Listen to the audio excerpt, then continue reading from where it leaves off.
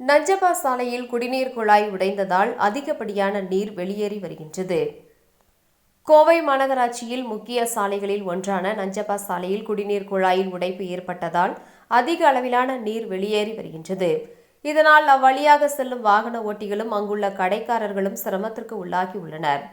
அவிநாசி சாலை பழைய மேம்பாலத்திலிருந்து காந்திபுரம் செல்வதற்கு, காந்திபுரத்திலிருந்து அவிநாசி சாலையை வந்தடைவதற்கும் இந்த சாலை முக்கிய சாலையாக உள்ளது. இங்கு ஏராளமான எலக்ட்ரிக்கல் கடைகள், வீட்டு உபகரண கடைகள் அதிகமாக உள்ளது. இந்த நிலையில் குடிநீர் குழாயில் உடைப்பு ஏற்பட்ட காரணத்தினால் அதிக அளவிலான தண்ணீர் ஆறு போல சாலைகளில் ஓடி வருகின்றது.